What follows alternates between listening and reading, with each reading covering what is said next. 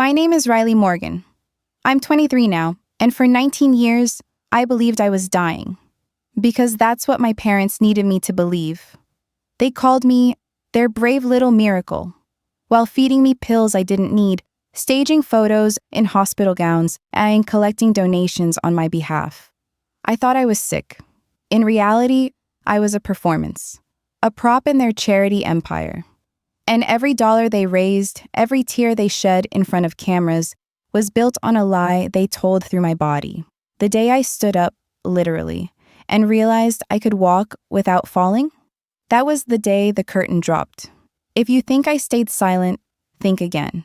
Before we dive in, hit that like button, subscribe, and tell me, what would you do if your whole life turned out to be someone else's script? Let me take you back to the first time I asked, what if I'm not sick at all? They used my sickness as a stage, and I was their golden ticket. I used to believe my parents were saints, heroes in cardigans and cufflinks, the kind of people neighbors envied and news anchors praised. I thought they gave up everything to save me, that every pill, every prayer, every dollar they spent came from love. I believed that for years, through the beeping IV drips, the staged photos in hospital gowns, the charity galas where they smiled wide while I sat still in a wheelchair I didn't need. I believed them when they told me I was fragile, that the outside world was too rough, too dangerous for someone like me, that I had a rare, unpredictable illness. I believed them when they said homeschooling was for my safety, that the treatments were working, and that the cameras in the corner were for medical documentation, not donation videos. I thought the GoFundMe pages were because we were desperate. I didn't realize we were rich, not in love, but in lies. They fed me pills I didn't need and restricted my diet like I was on the verge of collapse. They wouldn't let me run, wouldn't let me dance, wouldn't let me dream. Every cough was a photo op. Every IV insertion came with a sob story caption and a link to donate. They called me our brave little miracle. They wept on cue. And the world, oh the world, ate it up like a Sunday sermon. The checks rolled in. The applause never stopped. People prayed for me. Strangers wrote me letters, while my parents played puppeteers with my life behind the curtain. And I didn't know. I didn't know until much later when the pills didn't match the prescriptions and my legs, which were too weak to stand, carried me up a hill just fine.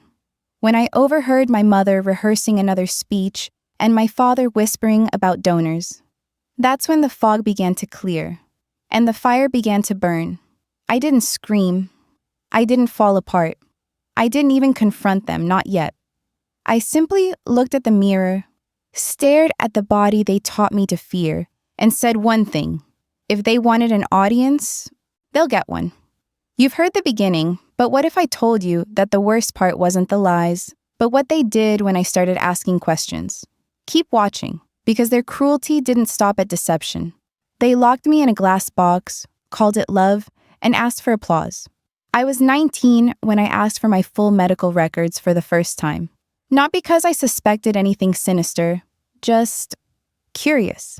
It was a passing thought, sparked by a late-night documentary about misdiagnosed children. But what I received wasn't a folder. It was a hole. Missing charts, blank summaries, doctors I didn't remember, treatments I never received.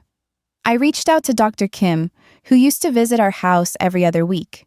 He said, with an awkward cough, that he no longer had my file and that he didn't feel comfortable continuing care. That was the first crack in the glass.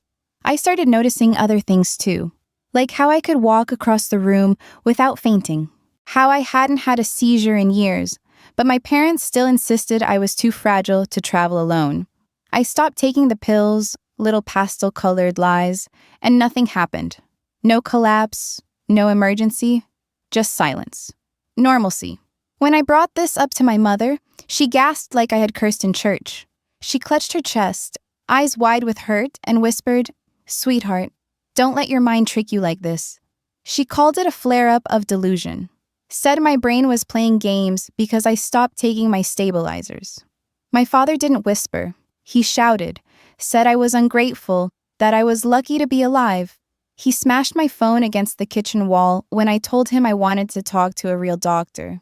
They cut the Wi-Fi that same day, took my laptop, changed the door lock to my room, told friends and extended family I was going through a mental health episode, that I'd become paranoid, unstable, dangerous to myself.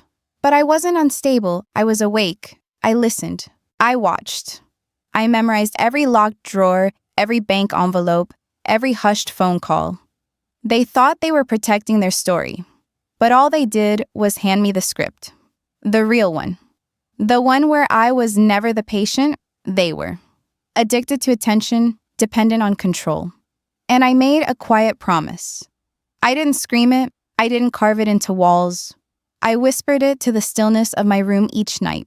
If I ever get out, I won't come back silent. If you were trapped in your own home, called crazy for seeking the truth, what would you do? Because what I did next might surprise you. I wasn't delusional. I was groomed. And now I remember everything. It happened one night when the house was silent, except for the soft hum of the refrigerator and the creak of my bedroom door slowly closing. I lay there with my eyes shut, pretending to sleep, when I heard my mother on the phone, her voice low and businesslike. Just tell the doctor she still can't walk. And fix that video, will you? The old one, where she looked paler. Her tone wasn't anxious. It was rehearsed. And in that moment, something in me cracked open. Not like glass shattering, but like a door that had always been locked finally swinging ajar.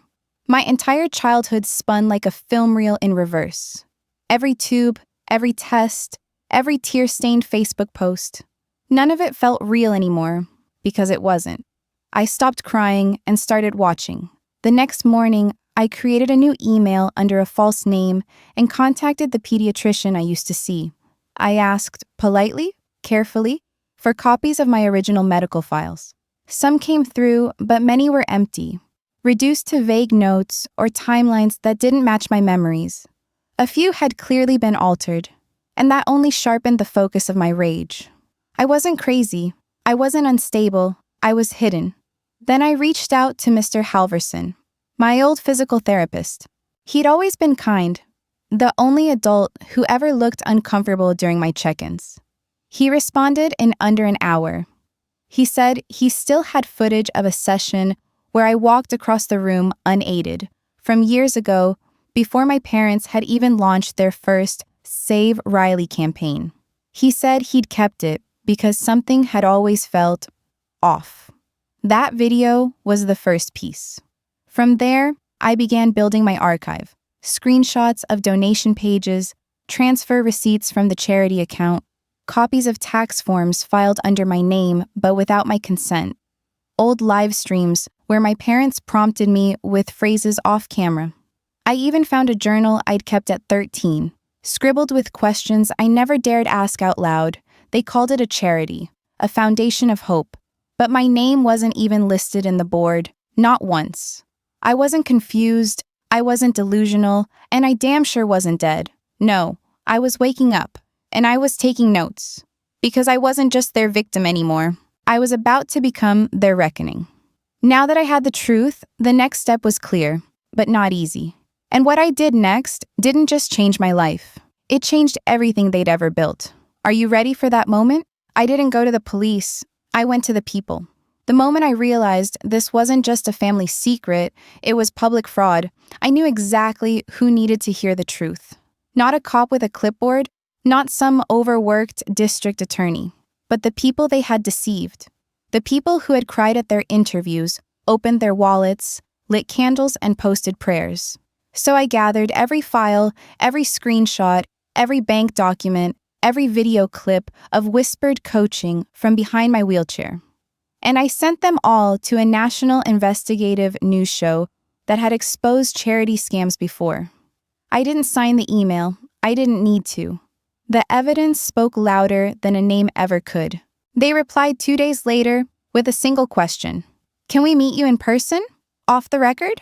I showed up wearing a hoodie, my hair tied back, my voice disguised by their post-edit filters. I spoke calmly, slowly. I let the pain leak out in measured doses, not sobs. The producers sifted through everything, piece by piece, confirming transactions, checking timestamps, running silent background calls to verify who really owned the Hope for Riley Foundation. Spoiler alert, it wasn't me. Then, the lead producer looked at me across the table and said, "Your story deserves a moment. We'll give it one." They set the broadcast date to air in prime time, 1 hour before my parents highly publicized our 10-year charity gala. A gala they spent months preparing for. A gala with television crews, red carpets, and speeches pre-written about my courage and their endless sacrifice. It was perfect. I didn't need to scream into the void anymore. I didn't need to crash their stage or flip the tables. All I needed was to wait, to sit back, breathe, and let the truth rip through the airwaves like lightning over a Sunday service. I wasn't interested in revenge. I was interested in resonance, a story so undeniable that it would echo long after the champagne stopped flowing and the lights dimmed. No, I told the producer when she asked if I wanted to go easy, I don't want to make them uncomfortable. I want to go biblical. You might think justice would come in a courtroom, but mine came on live TV. And trust me, you'll want to see how it all unraveled right in front of the nation. They praised their sacrifice on stage, and then the screen behind them lit up with my face. The gala was everything they dreamed of. Crystal chandeliers, reflecting camera flashes, donors sipping champagne with carefully calculated sympathy, and a stage adorned in soft pink and gold, colors chosen to evoke hope, vulnerability, and manufactured grace. My father stood at the podium, microphone in hand, delivering his familiar speech with perfect cadence. How they fought against impossible odds, how their miracle child inspired a generation. My mother dabbed the corner of her eye with a silk handkerchief, her expression practiced, trembling in just the right way. Then the host smiled and turned toward the audience. "And now," he said, "a very special message. From the child you've all helped to save." The ballroom dimmed. The screen behind my parents flickered to life. At first, it was just a frame of a hallway, grainy, but unmistakably real. Then I appeared, 15 years old, walking with ease, not a trace of weakness. I turned to the camera and smiled. No oxygen tubes, no wheelchair, no suffering, just me, walking. The voice that followed was mine. Shaky, raw, but steady. They lied. I could walk. I wasn't dying, but they made the world believe I was. The silence was immediate, suffocating. My parents didn't move. My father's smile faltered, then froze. My mother's hand, still holding the tissue, stopped midair. Her jaw twitched once, then locked open like a door with a broken hinge. The room held its breath until someone in the back gasped. Another person whispered, "Oh my God." Then a ripple of noise. Shifting chairs, murmured disbelief, a woman beginning to cry. My parents looked at each other, not with love, but fear. Pure, unfiltered fear. They were trapped, on a stage they built themselves, now burning beneath their feet. My father stepped forward, reaching for the mic, but the host gently blocked him with a single raised hand. No words, just the sound of the video still playing. Evidence unraveling everything they'd ever said. Elaine clutched Gregory's arm, whispering frantically. His face had turned the color of ash, lips parted, but no sound came out. He looked toward the exits. People were already leaving. Chairs screeched. Someone shouted, "You monsters!" He didn't speak again that night. He went silent. You think that public exposure was satisfying? Oh, we're just getting started. What came next wasn't just revenge, it was poetic justice. They wanted a legacy built on pity. I gave them infamy built on truth. The morning after the gala, the headlines were merciless. Hope for Riley exposed as fraud. Parents face scrutiny after shocking gala broadcast. Charity of the Year now under federal investigation. But I wasn't done, because destroying their public image wasn't enough. I wanted to torch the pedestal they built it on. That afternoon, the investigative team published the full set of documents on their official site, medical contradictions, altered reports, tax forms, wire transfers, coaching footage. But I made it personal. I tracked down every single donor listed on their sponsorship walls, and every corporate VP, every well-meaning philanthropist, every Gala benefactor. And I sent each one a direct email with the subject line, "This is what your donations bought." No threats, no explanations, just a link to the evidence and a still frame of 15-year-old me walking with perfect stride. No IVs, no crutches, just truth. 3 days later, their charity accounts were frozen. Their upcoming press events were canceled. Their tax-exempt status revoked pending investigation. And the home that once hosted dignitaries and influencers suddenly became a fortress of silence. No more camera crews, no more applause. Just two frauds sitting in a house full of portraits that no longer fooled anyone. But I saved my final move for last. I wrote an open letter. No pseudonym, no disguise. Just me, Riley Morgan, in my own voice. I spent my childhood inside a lie. I'm spending my adulthood correcting it. What they stole from me wasn't just money or health. It was identity, voice, truth. And now, I've taken it back. I didn't need to shout. I didn't need to press charges, yet. I just needed them to feel what I had felt for 20 years. Exposed, doubted, isolated. And I needed the world to watch it happen. Let them call it vengeance. I call it visibility. Now, that the truth burned through their lies, what happened to me? Did I move on, or did I finally begin to live for myself for the first time? Stay with me. This part might just heal something inside you too. For the first time, my body was mine. My story was mine. The morning I left, there were no tears, no slammed doors, no grand farewells, just silence. The kind of silence that follows a storm that's taken everything in its path and left behind only truth. I didn't pack much, just a duffel of clothes, the original documents I fought to uncover, and a single photograph of me, barefoot and smiling at age 4, before the scripts began. I boarded a bus bound for a city where no one knew my name, where no one would ever look at me with pity or performance in their eyes. And for the first time, I felt something I hadn't known since I was a child.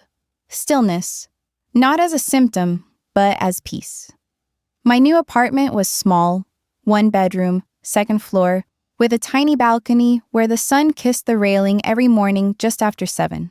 I bought a secondhand yoga mat and laid it out in the living room, not to record a video, not to pose for the donors, but to stretch, to breathe, to listen to the sound of my own lungs without wondering who was watching.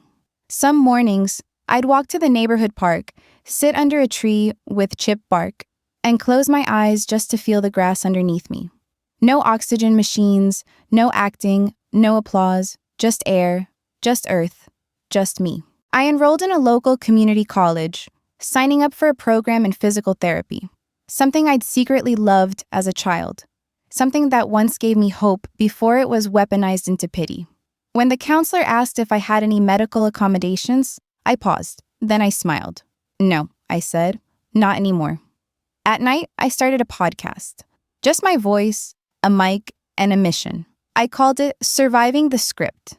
In each episode, I sat down with people like me, those who had been used, performed for someone else's benefit, twisted into stories that weren't theirs to tell. One woman had spent her entire adolescence pretending to be blind for her mother's online blog. A man had been raised as a miracle survivor of a disease he never had. Their voices cracked like mine had, but somewhere in those shared silences, we found healing. We weren't victims anymore. We were editors reclaiming the draft. One afternoon, as I sat on a bench sipping ginger tea from a thermos, a child passed by, no older than 10, dragging a kite behind them, frustrated that the wind wouldn't catch. I stood up, walked over, and gently showed them how to hold the string, how to wait for the pull, how to feel the invisible shift in the air. When the kite finally rose, the child beamed, not because they were being watched, but because they'd done it on their own. I waved goodbye and returned to my bench, heart full in a way no audience ever made it feel. I began writing letters, not to my parents, but to myself at different ages. to the 8-year-old who swallowed pills she didn't need, to the 12-year-old who cried when she couldn't play tag, not from pain, but because she knew she could and wasn't allowed, to the teenager who stared at hospital ceilings rehearsing her next update for social media. Each letter ended the same way. You were real, even when the story wasn't. One Sunday, I hosted a small brunch at my apartment for a few friends I'd made. My podcast producer, a classmate, and an elderly neighbor who had once brought me a casserole just because she heard I'd moved in alone. We sat on mismatched cushions, passing around homemade quiche and slices of orange. No microphones, no press. Just conversation, just warmth. I realized then that justice wasn't always about courtroom victories or public takedowns. Sometimes it looked like laughter at a breakfast table with people who saw you and didn't need a story to believe you mattered. Each day, I chose one small thing that made me feel alive without performance. Planting herbs in chipped mugs on the balcony, sending a thank you note to the physical therapist who once doubted my illness quietly, but never said a word. Dancing barefoot in my kitchen to old records I found at a thrift store. There was no script, no agenda, just choice. And that was the truest revenge of all. Not the scandal, not the exposure, not even the investigation that followed. It was the audacity to live well after being written off. To build a life not in defiance, but in truth. I didn't need to haunt my past. I just needed to outgrow it. And every breath I take now, every step I choose to walk, is mine. Not because someone paid for it, not because someone staged it, but because I earned it back, one truth at a time. But what about them? The people who once stood so high, now brought to their knees. You've seen my recovery. Now it's time to see their downfall, one silent piece at a time. They silenced me for years. Now, the silence is theirs to keep. It began not with a bang, but with a flicker. An empty chair at the Gala's next press event. A temporarily unavailable note on their charity's homepage, and a single grainy photograph in the local paper showing Gregory Morgan stepping out of a private clinic in a hoodie far too large for his frame, the collar pulled high to hide his face, the once proud charity pin nowhere in sight. Rumors swirled, panic attacks, insomnia, emotional exhaustion. But beneath the euphemisms was a man unraveling, thread by thread, with no audience left to applaud. Elaine Morgan, ever the image curator, tried to hold her world together with pastel posts and teacup photos, until one morning, her social media accounts simply disappeared. No explanation, no farewell post, just a vanishing act. And unlike the carefully crafted stories of my childhood, no one cared to ask why. The Hope for Riley Foundation was dissolved within days. Federal prosecutors announced formal charges of wire fraud, tax evasion, and charitable misrepresentation. Investigators subpoenaed years of donation records, and the IRS froze every account bearing their names. Their 6-bedroom home in the suburbs, once a backdrop for cheerful holiday cards and magazine features, stood shuttered, its manicured lawn now overgrown and indifferent. Friends who had once shared wine on their patio suddenly stopped replying to texts. Colleagues who had praised their courage withdrew quietly from LinkedIn connections. Even their church, where they were once called an inspiration to all parents, replaced their photos on the community board with an empty cork square. They were no longer celebrated. They were no longer even acknowledged. A neighbor uploaded a short, haunting clip to a local gossip page. Just 13 seconds. The camera lingered on the dining room window of the Morgan house. Inside, a table set for two, dimly lit, no laughter, no conversation, just the hollow clang of a spoon against porcelain over and over, like a metronome counting down the end of something no one dared to say aloud. Two people sitting across from each other in a silence so loud it crushed the air. No interviews followed, no public apologies, no redemption arcs. The prosecutors offered plea deals if they cooperated, but my parents refused. Maybe pride, maybe denial, Maybe because they still believed, somewhere deep inside, that the world would come running back. But the world had moved on, and so had I. I never contacted them again, never showed up, never responded to the one postcard they dared send, a cryptic, "hope you're well," with no return address. I didn't need a confrontation. I didn't need a courtroom outburst or one last scream to their faces.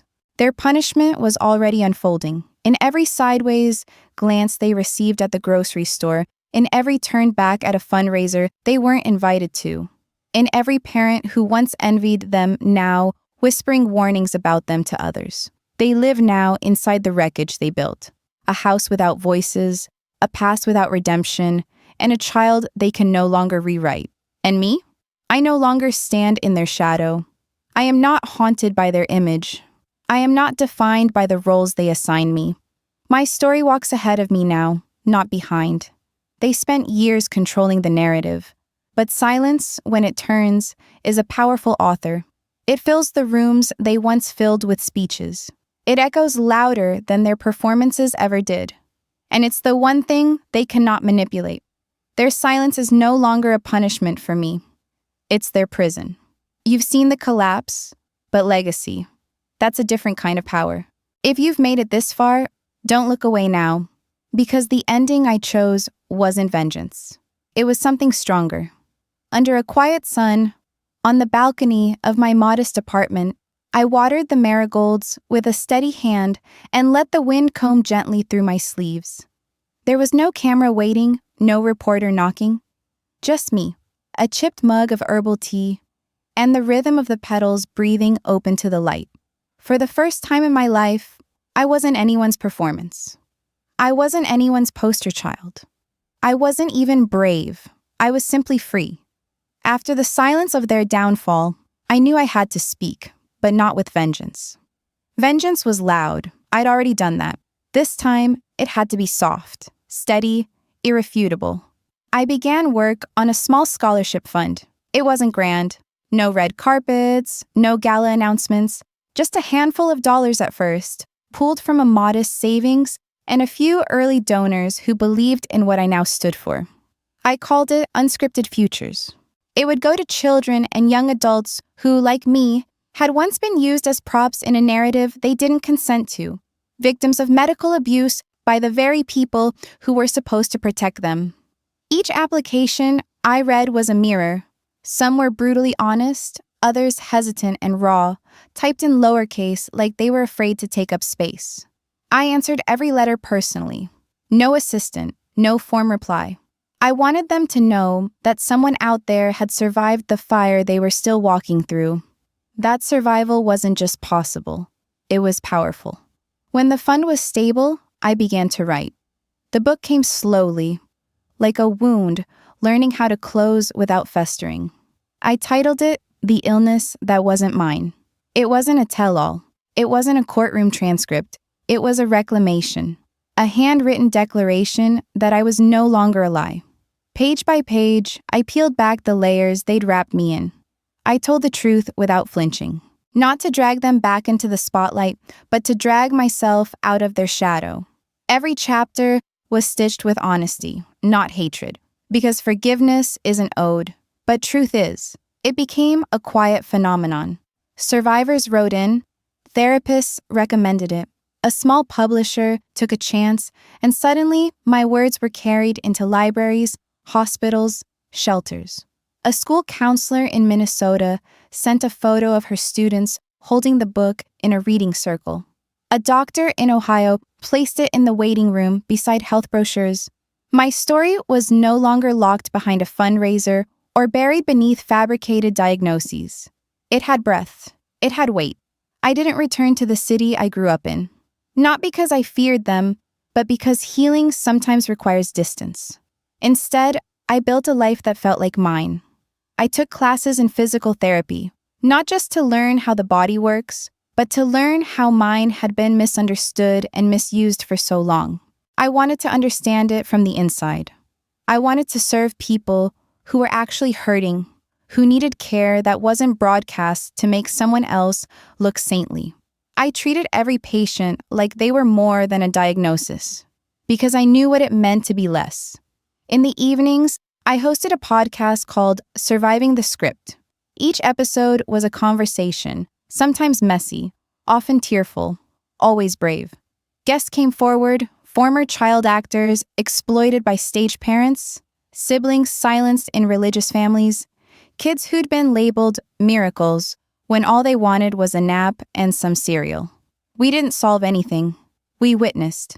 We named the things that were done in silence and smiled gently when the world didn't collapse under our truth.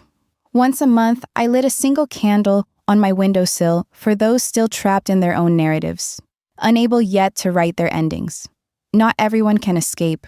Not everyone survives untouched. But stories, I'd learned, can survive anything, even the people who tried to kill them. The irony wasn't lost on me. My parents had spent years building a monument of pity, brick by fabricated brick, on my name.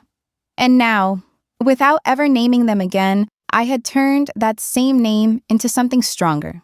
They made me a symbol of suffering, but I chose to become a monument to survival. That afternoon, as the sun leaned gently against the edges of my little balcony, I closed my laptop. A copy of my book rested nearby, annotated by a stranger's hand, a reader who had underlined the same sentence I had once cried, writing, "You are not the version of yourself someone else profited from." I smiled. The wind moved through the flowers. A neighbor's dog barked below. A pot of jasmine spilled its scent toward the railing. I sat back, the cup warm in my hands, and whispered to no one in particular. They told the world I was broken. But I lived long enough to become whole. Thank you for staying with me through this story. If any part of it resonated with you, please leave a comment below. I'd love to hear your thoughts. And don't forget to like and subscribe so we can keep sharing stories that matter.